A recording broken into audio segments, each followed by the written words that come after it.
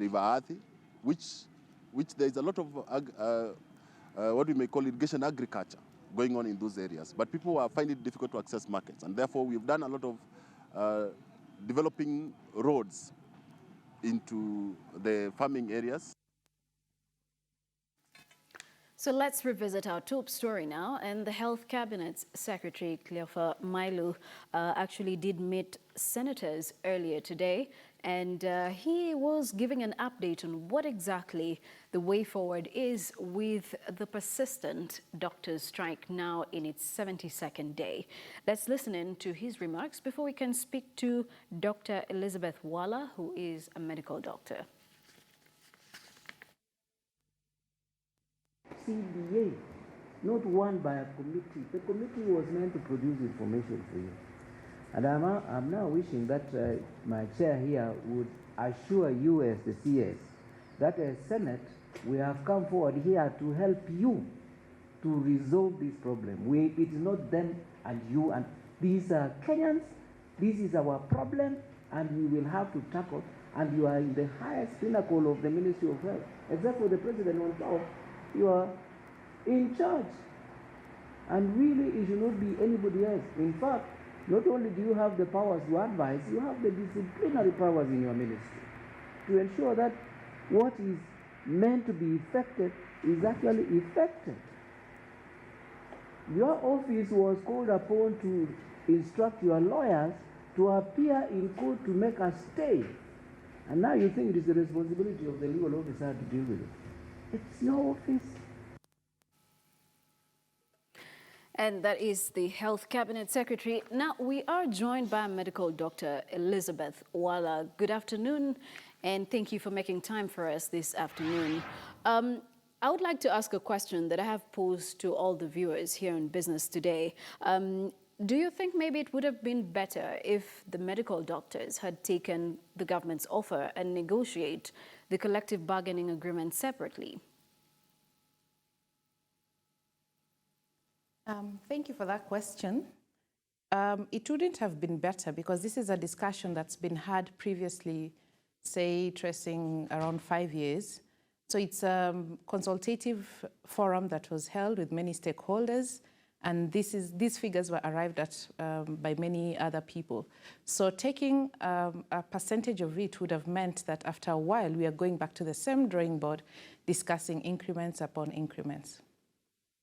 So where are we at right now? You know, with the stalemate already here, you know, it doesn't seem that there's any way forward. But from where you sit as a medical doctor, how exactly do you want this resolved, considering the government doesn't seem to be budging to any of your demands? I think, first of all, it was a tragedy that our leaders were put in prison yesterday to serve a 1-month term in contempt of court, because this has totally paralyzed the progress that had been made before. So as a membership, we are talking about that discussions can only take on or go on with our leaders who are currently in jail. Then I think the government is the one that has actually stalled the process, because when you put the same team that's supposed to be talking on behalf of the doctors behind bars, then you bring about, you know, you're actually escalating the problem. So is it that we don't seem to understand how dire the situation is, you know, in the counties? You know, when you're in the capital city, Nairobi, it doesn't seem that we're having much of a health crisis. But are you able to put into perspective for us what's happening in the counties as we speak? In the counties, I'll also say even in Nairobi. So I think it's what the media is feeding the public. The public hospitals are actually paralyzed as we speak. We don't have doctors serving in those hospitals. Patients are mostly seeking services in faith-based organizations and private facilities. But as you have read from today's strike notice, or rather today's press statement by the Medical Association, we have asked our colleagues in the private sector to join this, and they are going to join us from tomorrow, from today midnight up to Thursday midnight for 48 hours to down their tools also in the private sector. So the problem is now spreading even further because our colleagues in the private sector are joining us in solidarity. So there have been allegations also about medical doctors, not really paying much attention to what's happening in the public hospitals simply because they know they have the private hospitals to benefit from because that's where they're working part-time. What do you have to say about these allegations? I think the allegations are unfounded. One, I have to state that as a medical practitioner, the law allows me to practice both in public and private facilities.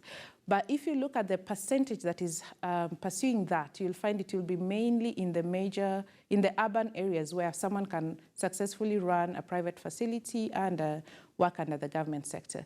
Nevertheless, that said, it also means that in the public facilities, the resources are quite constrained. So the frustration of even serving in these public hospitals is so high that even the morale, even if you want to be there 100%, the morale is very, very low. Secondly, the human resource for doctors in public facilities is so stretched that I wonder, even when we are saying that people can work in 2 facilities, where do they get the time? I remember when I was still in practice, we would cover the hospital for 48 hours or more without a break. So it would be interesting to note that the percentage.